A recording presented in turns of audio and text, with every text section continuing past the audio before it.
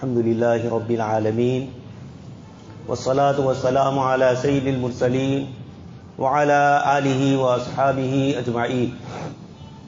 قال الله تبارك وتعالى في الكلام المجيد والفرقان الحميد: أعوذ بالله من الشيطان الرجيم. بسم الله الرحمن الرحيم.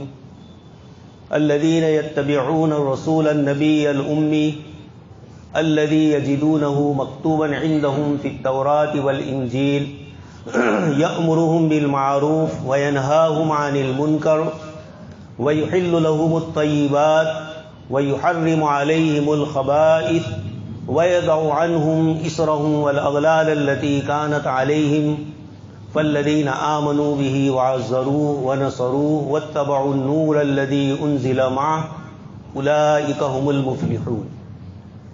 صدق اللہ العظیم وصدق رسولہ النبی الکریم ونحن على ذلك لمن الشاہدین والشاکرین والحمد للہ رب العالمین.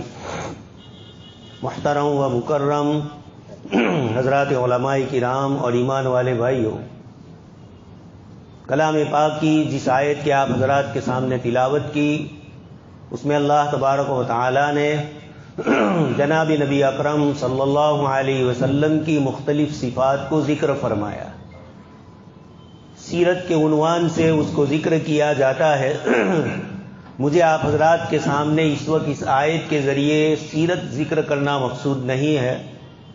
جن چند بنیادی صفات کو اللہ پاک نے آپ صلی اللہ علیہ وسلم کی ان آیات میں ذکر فرمائی اور آپ صلی اللہ علیہ وسلم کے لائی ہوئی شریعت اور آپ کے لائے ہوئے دین کی جو اہمیت اللہ تبارک و تعالیٰ نے ان آیات میں ذکر فرمائی، وہ مقصود ہے. پہلے تو یہ فرما دیا کہ جو صحابہ کرام جناب نبی اکرم صلی اللہ علیہ وسلم کے دین کی اتباع کرتے ہیں، اس سے اگلی آیت میں حضرت موسیٰ علیہ السلام نے اللہ پاک سے دعا مانگی کہ آپ بنی اسرائیل پر رحمت اور سکون وغیرہ نازل فرمائی. اللہ پاک نے فرمایا فَسَأَكْتُبُهَا لِلَّذِينَ. اللہ پاک نے فرمایا کہ ان لوگوں کے لیے ہوگی جن میں یہ صفات ہو، اور انہی صفات میں سب سے پہلے فرمایا الَّذِينَ يَتَّبِعُونَ الرَّسُولَ النَّبِيَّ الْأُمِّيَّ. جو لوگ نبی امی صلی اللہ علیہ وسلم کی پیروی کرتے ہیں. اور پھر آپ صلی اللہ علیہ وسلم کی صفات ذکر فرمائی کہ تورات اور انجیل میں جن کا ذکر ہوتا ہے، یجدونہ مکتوباً، خود نبی صلی اللہ علیہ وسلم کو ہی تورات اور انجیل میں پاتے ہیں.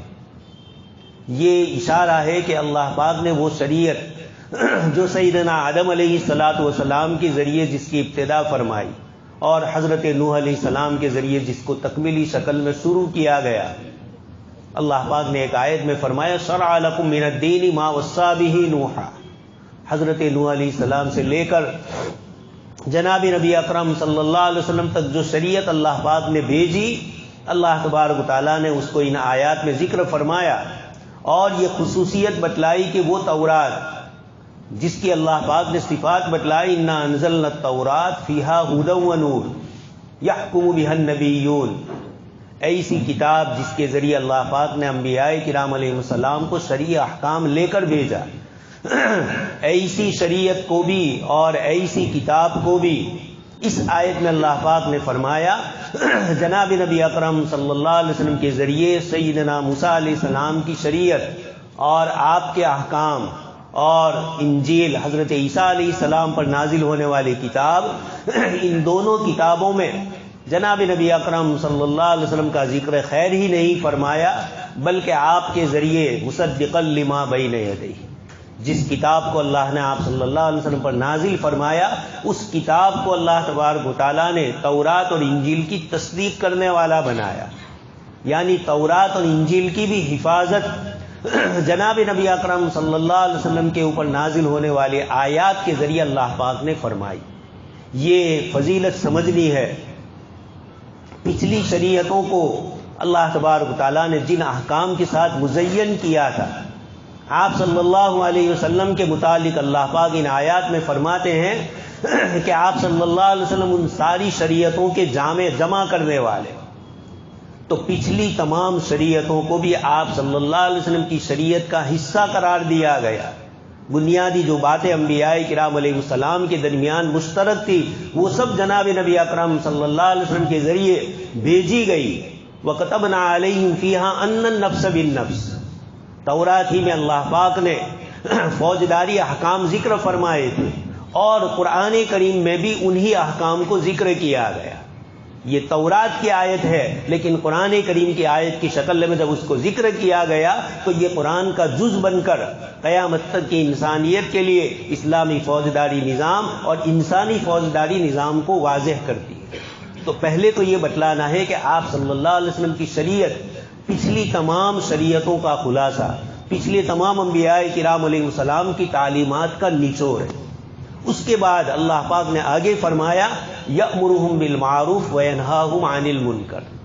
آپ صلی اللہ علیہ وسلم کی بڑی صفت ذکر فرمائی کہ آپ بھلائی کی چیزوں کا حکم دیتے ہیں اور برائی کی چیزوں سے روکتے ہیں. انسانی زندگی میں انسانی نفس اور شیطان کے وسوسوں سے جو کچھ بری چیزیں آ سکتی ہے، جو برے خیالات اور برے وسوسے آ سکتے ہیں، چاہے اس کا تعلق عبادات سے ہو، معاملات سے، معاشرات سے ہو، جتنی بھی چیزوں سے ہے، وَيَنْهَاهُمْ عَنِ الْمُنْكَرِ. اس طرح کی تمام برائیوں سے آپ صلی اللہ علیہ وسلم انسانیت کو روکتے ہیں. گویا جتنی بھلائی اور خیر کی چیزیں تھیں ان سب کو لے کر آپ کو اللہ پاک نے بھیجا ہے. روئے زمین پر آپ کی تعلیمات میں کوئی ایسی چیز باقی نہیں رہی جس میں خیر اور بھلائی نہ ہو اور وہ آپ صلی اللہ علیہ وسلم نے ذکر نہ کی ہو. اس لیے پہلے فرمایا یأمرہم بالمعروف. ہر بھلی اور اچھی چیز جو اللہ پاک کے معیار کے مطابق بھلی اور اچھی ہے اور وہ کائنات کا پیدا کرنے والا ہے، اس چیز میں اچھائی اور بھلائی اس نے رکھی ہے اور وہی اس کا حکم کرنے کے لیے جناب نبی اکرم صلی اللہ علیہ وسلم کو اس کا مامور بناتے ہیں، آپ کو اس کی پیروی کرنی. اور دوسرا فرمایا وَيَنْهَاهُمْ عَنِ الْمُنْكَرِ. جتنی کائنات میں برائی کی چیزیں ہوتی ہے پہلے زمانے سے لے کر قیامت تک، جتنی برائیاں الگ الگ شکلوں میں وجود میں آ سکتی ہے، اللہ پاک فرماتے ہیں وَيَنْهَاهُمْ عَنِ الْمُنْكَرِ. ان تمام بری چیزوں سے آپ صلی اللہ علیہ وسلم دنیا انسانیت کو روکتے ہیں. اور آگے مزید وضاحت کے لیے فرمایا وَيُحِلُّ لَهُمُ الطَّيِّبَاتِ وَيُحَرِّمُ عَلَيْهِمُ الْخَبَائِثَ. جتنی حلال اور پاکیزہ چیزیں ہیں، طیب، ان تمام پاکیزہ چیزوں کا آپ صلی اللہ علیہ وسلم انسانیت کو حکم دیتے ہیں. اور وَيُحَرِّمُ عَلَيْهِمُ الْخَبَائِثَ. جتنی گندی اور بری چیزیں ہیں آپ صلی اللہ علیہ وسلم کے ذریعے اللہ پاک نے اس کو حرام فرمایا. تو جتنی پاکیزہ چیزیں ہیں ان تمام چیزوں کو حلال فرمایا اور جتنی گندی چیزیں ہیں ان تمام چیزوں کو حرام فرمایا. یہ اللہ تبارک و تعالیٰ نے ان آیات میں جناب نبی اکرم صلی اللہ علیہ وسلم کی خصوصیات، آپ کا فرض منصبی، نبوت کی جو ذمہ داری ہے اور آخری قیامت تک آنے والے انسانوں کے لیے جس شریعت کو لے کر آپ کو بھیجا ہے، اس شریعت کی خصوصیات، نبی کی خصوصیات کے ضمن میں اللہ تبارک و تعالیٰ نے ذکر فرمائی. اور مزید اعلان کرتے ہوئے حجۃ الوداع میں فرمایا گیا الیوم اکملت لکم دینکم واتممت علیکم نعمتی، کہ میں نے تمہارے لیے آج کے دن میرے دین کو مکمل کر دیا، میری نعمت کو پورا کر دیا. واتممت علیکم نعمتی، اور آگے مزدہ سنایا، خوشخبری سنائی، اور میں تمہارے اس دین کے لیے راضی ہو گیا. الیوم اکملت لکم دینکم واتممت علیکم نعمتی ورضیت لکم الاسلام دینا. اسلام اور فرما برداری کا جو پورا پیکیج لے کر جناب نبی اکرم صلی اللہ علیہ وسلم انبیاء کرام علیہ السلام کی تعلیمات کے خلاصے کے ساتھ آخری نبی بنا کر بھیجے گئے، آپ صلی اللہ علیہ وسلم اس کو لے کر آئے. جو اس پر عمل کرے گا فالذین آمنوا بہ وعزروہ، اس نبی صلی اللہ علیہ وسلم پر جو ایمان لائیں گے اور جو آپ کا وقار اور آپ کا احترام، آپ کی محبت اور آپ کی عظمت ملحوظ رکھیں گے، فالذین آمنوا بہ وعزروہ ونصروہ واتبعوا النور الذی انزل معہ، اور اس نور کی پیروی کریں گے جو یعنی قرآن کریم جس کو آپ صلی اللہ علیہ وسلم کو لے کر بھیجا گیا. اللہ پاک فرماتے ہیں یہ لوگ کامیاب ہیں. کامیابی جہاں سے ملتی ہے اور کامیابی جس کے یہاں معتبر ہوتی ہے، اس ذات نے فرمایا اولئک هم المفلحون، کامیابی کے لیے یہ تمام شرطیں ہیں، ان شرطوں کے مطابق اپنی زندگی گزارو گے تو اللہ پاک فرماتے ہیں کامیاب ہوں گے۔ اس میں اخیری نچوڑ اور نتیجہ فرمایا فالذین آمنوا بہ وعزروہ، آپ صلی اللہ علیہ وسلم پر ایمان لانا ہے، آپ کے بتلائے ہوئے تمام طریقوں پہ اللہ پاک نے کامیابی رکھی ہے، اس کا مکمل یقین کرنا ہے، اور جو چیزیں آپ صلی اللہ علیہ وسلم نے حرام فرمائی، جن چیزوں سے آپ نے روکا، ان میں سراسر انسانیت کے لیے ناکامی ہے، تکلیف ہے، پریشانی ہے۔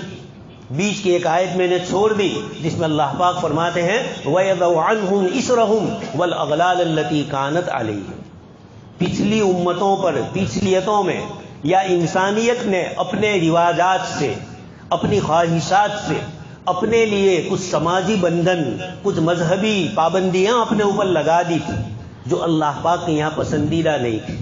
قرآن کریم نے ایک جگہ ذکر فرمایا ہے وَرَهْبَانِيَّةً ابْتَدَعُوهَا مَا كَتَبْنَا عَلَيْهِمْ، عیسائیوں میں سنیاسی پن اور جوگ پن آ گیا تھا، شادی بیاہ اور سماجی زندگی سے کٹ کر پہاڑوں اور غاروں کے اندر اللہ اللہ کرتے تھے۔ اللہ پاک نے فرمایا ہم نے ان کو اس کا حکم نہیں دیا ہے، یہ انہوں نے اپنی طرف سے گل لیا تھا۔ اللہ پاک نے تو حضرت آدم علیہ السلام اور حضرت حوا کے ذریعے انسانیت کو آباد کیا ہے، میاں بیوی کے ذریعے، سماجی زندگی کے ذریعے، خاندان اور معاشرہ اور سماج اور سوسائٹی، اس کے ذریعے انسانیت پروان چڑھتی ہے، اس لیے اس جوگ پن کو پسند نہیں فرمایا۔ تو دوسری طرف الذین کفروا یتمتعون ویأکلون کما تأکل الانعام، جانوروں والی زندگی، حلال اور حرام کا کوئی لحاظ نہ ہو، ماں بیٹی کا کوئی شرم اور حیا کا مسئلہ نہ ہو، اور انسان ہر چیز کے اندر بے حیائی پر آ جائے، جیسے اس وقت کا انسانی سماج آپ دیکھ رہے ہیں۔ اللہ پاک نے ان دونوں چیزوں سے منع فرمایا اور یہ ارشاد فرمایا کہ اس قسم کی جتنی مذہبی پابندیاں اپنی طرف سے انسان نے لگائی تھی، سماجی بندھن انسانوں نے اپنی طرف سے رواجات کے ذریعے انسانوں کو پابند کر دیا تھا، پچھلی شریعتوں میں امتوں نے گناہ کیے، اس کے نتیجے میں اللہ پاک کی طرف سے احکامات میں جو سختی آئی فَبِظُلْمٍ مِّنَ الَّذِينَ هَادُوا حَرَّمْنَا عَلَيْهِمْ طَيِّبَاتٍ، یہودیوں نے زیادتیاں کی، اللہ پاک نے کچھ چیزوں کو حرام فرمایا۔ ان تمام قسم کے بوجھ کو دور کرنے کے لیے اللہ پاک نے اپنے حبیب پاک صلی اللہ علیہ وسلم کو اس کائنات میں بھیجا ہے، اس کو فرمایا وَيَضَعُ عَنْهُمْ إِسْرَهُمْ وَالْأَغْلَالَ الَّتِي كَانَتْ عَلَيْهِمْ، ان کے اوپر جو بوجھ مذہبی، سماجی، جس قسم کے بھی تھے، ان تمام کو اللہ کے نبی صلی اللہ علیہ وسلم، بلکہ سیاسی، معاملاتی جتنے بوجھ تھے ان سب کو ختم کر کے رحمت للعالمین بنا کر بھیجے گئے۔ دوستو اور بزرگوں، ان سب کا کہنے کا حاصل یہ ہے کہ جب اللہ پاک نے اتنی پاکیزہ شریعت اور اتنے پاکیزہ نبی کو عملی زندگی دے کر بھیجا اور ہمیں یہ فرمایا دوسرے انبیاء کرام علیہ السلام کی تعلیمات پر کسی کو عمل کرنا ہو تو ان کی عملی زندگی ہمارے سامنے نہیں ہے، تاریخ نے اس کو محفوظ نہیں رکھا اور نہ اللہ پاک کا منشا اس کو محفوظ رکھنے کا تھا۔ اس لیے جناب نبی اکرم صلی اللہ علیہ وسلم ہی کے لیے اعلان فرمایا لَقَدْ كَانَ لَكُمْ فِي رَسُولِ اللَّهِ أُسْوَةٌ حَسَنَةٌ، تمہارے لیے حضرت محمد صلی اللہ علیہ وسلم کی زندگی میں نمونہ ہے۔ حضرت موسیٰ علیہ السلام، حضرت عیسیٰ علیہ السلام کی زندگی کو نہیں بتلایا، اس کی وجہ یہ ہے کہ ان نبیوں کی سیرت محفوظ نہیں، اور آپ صلی اللہ علیہ وسلم کی سیرت کیا، آپ کی تعلیمات کے ایک ایک جز کو اس طرح محفوظ کیا گیا۔ آپ جب احادیث مبارکہ میں امت مسلمہ نے جناب نبی اکرم صلی اللہ علیہ وسلم کی روایتوں کو محفوظ کرنے کے لیے جو محنتیں اور مشقتیں برداشت کی، جب محدثین کی ان محنتوں کو ہم دیکھتے ہیں، ایک فرانس کا اور اسی طرح جرمنی کا ایک مستشرق ہے، وہ یہ کہتا ہے کہ میں نے تاریخ میں ایک عجیب چیز دیکھی کہ ایک شخص کی زندگی محفوظ رکھنے کے لیے 4 لاکھ انسانوں نے محنت کی، یعنی جناب نبی اکرم صلی اللہ علیہ وسلم کی احادیث، آپ کے ارشادات کو، آپ کے اعمال کو محفوظ رکھنے کے لیے مسلمانوں میں 4 لاکھ آدمی ایسے ہوئے جنہوں نے دور اول میں صحابہ اور تابعین، طبع تابعین، یہ 3 صدیوں میں 4 لاکھ انسانوں نے محنتیں کی اور آپ صلی اللہ علیہ وسلم کی سیرت کی ایک ایک چیز کو محفوظ رکھا. ذرا شک اور اشتباہ ہوا تو فوراً دوسری روایت میں دیکھ کر دوسرے کو پوچھ کر اس کو حل کیا گیا. آپ اندازہ لگائے امام بخاری رحمۃ اللہ علیہ ایک حدیث شریف لینے کے لیے ایک صاحب کے پاس دور کا سفر کر کے گئے، اور جب وہاں پہنچے اس شخص کو دیکھا کہ اس نے اپنا دامن پھیلایا ہوا ہے اور اپنے کسی جانور کو، بکری یا گائے وغیرہ ہوگی، اس کو بلانے کے لیے اس طرح دامن پھیلایا، اور اندر کوئی کھانے کی چیز نہیں تھی. امام بخاری رحمۃ اللہ علیہ اس زمانے کا سفر، سردی گرمی بارش دریا ساری چیزیں، جنگلوں کو پار کر کے جانا، پیدل سفر ہوتے تھے یا اونٹوں پر سفر، اتنا لمبا سفر طے کر کے ایک شخص کے پاس گئے. اور جب اس محدث کو دیکھا کہ اپنے جانور کو بلانے کے لیے یہ دامن پھیلا رہا ہے، وہاں جا کر دیکھا کہ دامن میں کچھ ہے نہیں. وہیں سے امام بخاری رحمۃ اللہ علیہ واپس چلے آئے اور یہ کہا کہ جو شخص اپنے گھوڑے کو، اپنے جانور کو بلانے کے لیے جھوٹ بول سکتا ہے، کیا معلوم اللہ کے نبی صلی اللہ علیہ وسلم کی روایت میں بھی وہ جھوٹ بولے. چھوڑ دیا، بڑے محدث تھے اور وہ جھوٹے نہیں تھے، بس ایسے ہی جانور کو بلانے کے لیے دامن عامتاً ہوتا ہے اس طرح کر لیا. لیکن اتنی چھوٹی چیز امام بخاری نے برداشت نہیں کی اور چلے گئے وہاں سے اتنا لمبا سفر طے کر کے، لیکن روایت نہیں لی. یہ جناب نبی اکرم صلی اللہ علیہ وسلم کی تعلیمات میرے اور آپ کے پاس آئی ہے. اس قسم کے 4 لاکھ انسانوں کی محنت اور مشقت کے بعد ہم تک آپ صلی اللہ علیہ وسلم کی صحیح روایتیں، بخاری شریف، مسلم شریف، بہت سی کتابیں ہیں، ان سب میں محفوظ کی گئی. تو جس نبی کے دین کو اللہ نے محفوظ کرنے کے لیے 4 لاکھ انسانوں کی قربانی لی، اس سے کیا فائدہ ہوا؟ وہ جو اسپنگر جرمنی کا جو مستشرق ہے وہ لکھ رہا ہے کہ ان لوگوں نے اللہ کے نبی صلی اللہ علیہ وسلم کی روایت محفوظ کرنے کے لیے محنت کی تو اللہ پاک نے ان کی زندگی محفوظ کر لی. ہمارے پاس 4 لاکھ انسانوں کی پوری زندگی ہے. امام بخاری کہاں پیدا ہوئے، کن سے حدیثیں لی، اور امام بخاری سے کس نے لی؟ امام بخاری سے امام مسلم نے لی تو انہوں نے کہاں حدیث پڑھی؟ دونوں کی پیدائش اور وفات کے درمیان کتنا فرق ہے. ایک ایک چیز لے کر ان 4 لاکھ انسانوں کی سیرت محفوظ ہو گئی. اس کو کہا جاتا ہے فن اسماء الرجال. وہ 4 لاکھ آدمی جنہوں نے جناب نبی اکرم صلی اللہ علیہ وسلم کی روایت میں واسطہ بنے، حضور کی زندگی محفوظ کرنے کی کوشش کی تو اللہ پاک نے ان کی زندگی محفوظ کر دی. آج ہمیں بہت سے لوگوں کے نام نہیں ملیں گے صحابہ اور تابعین میں، لیکن جس نے روایت کی ہوگی ان کا نام محفوظ، اس لیے کہ ان سے روایت لینے والوں نے ان کے پاس پڑھ کر ساری چیزیں محفوظ کی. یہ دوستوں اور بزرگوں، دنیا کے کسی مذہب اور کسی ملت کے پاس اس طرح محفوظ دین نہیں ہے. اس کو اللہ پاک نے فرمایا وَأَتْمَمْتُ عَلَيْكُمْ نِعْمَتِي، میں نے اپنی نعمت مکمل کی. اور اس لیے چیلنج ہو رہا ہے کہ لَقَدْ كَانَ لَكُمْ فِي رَسُولِ اللَّهِ أُسْوَةٌ حَسَنَةٌ. حضرت محمد صلی اللہ علیہ وسلم کی ذات کے علاوہ کسی کی ذات کو اسوہ اور نمونہ اس لیے نہیں کہا کہ کسی کی سیرت محفوظ نہیں ہے، کسی نبی کی، صرف آپ کی ہے. یہ ایک غیبی انتظام تھا اللہ پاک کی طرف سے. اس کی روشنی میں آپ صلی اللہ علیہ وسلم جو تعلیم لے کر آئے، حلال کو واضح فرما دیا، حرام کو واضح فرما دیا. مجھے آپ کے سامنے یہ پوری تمہید اس لیے ذکر کرنی ہے کہ آپ جانتے ہیں اس ملک میں تھوڑے تھوڑے دن کے بعد مسئلہ کھڑا ہوتا ہے. کبھی 3 طلاق کا مسئلہ آیا، کبھی حلالے کا، کبھی ایک سے زیادہ عورتوں سے شادی کا. یہ سب سپریم کورٹ میں کیس پڑے ہوئے ہیں. کہیں نہ کہیں کسی مسلمان لڑکی کو تیار کیا جاتا ہے اور اس قسم کے کیس وہ کر دیتی ہے. اسی بنیاد پر 3 طلاق کے مسئلے میں اس سے پہلے آپ سن چکے ہیں سپریم کورٹ اور حکومت کی طرف سے. ابھی اس وقت پھر ایک اور اعلان کیا گیا. ہندوستان کے آئین میں 25 سے لے کر 29 تک کے جو آرٹیکلز ہے، قلم ہے، ان تمام کے اندر مائنورٹی لگومتیوں کو اپنے مذہب کی تبلیغ، اپنی تعلیم، اپنا کلچر، اپنے ایجوکیشن کی الگ سوسائٹیاں اور الگ کالج اور یونیورسٹیاں قائم کرنا، اپنی تہذیب اور کلچر کی مکمل حفاظت کرنے کی آئین ہند میں، بھارت کے دستور میں ہم سب کو گارنٹی دی گئی ہے. اور بنیادی حقوق جس کو کہا جاتا ہے، فنڈامنٹل رائٹس جس کو کہا جاتا ہے، اس کے اندر یہ چیزیں لکھی ہوئی ہے 25 سے لے کر 29 تک. اور بھی دوسری کچھ قلمیں ہیں جن میں اسی کی طرف اشارہ، لیکن یہ صاف قلم ہے.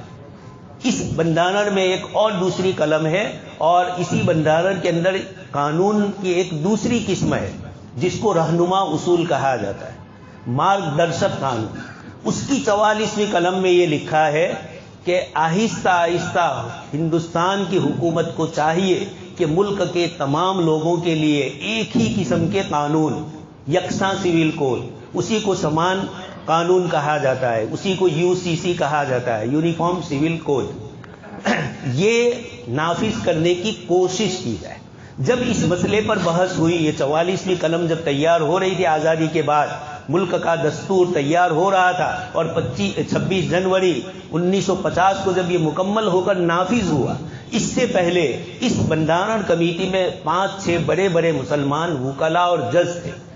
انہوں نے ڈاکٹر امبیڈکر سے کہا کہ یہ 44ویں قلم اور 25 سے 29 تک کی قلم دونوں کے درمیان وروداباس ہے۔ وہ کہہ رہی ہے کہ ہر قسم کا اختیار ہے، اور یہ کہہ رہے ہیں کہ آہستہ آہستہ حکومت کو اس طریقے سے سب کو ایک کرنا ہے۔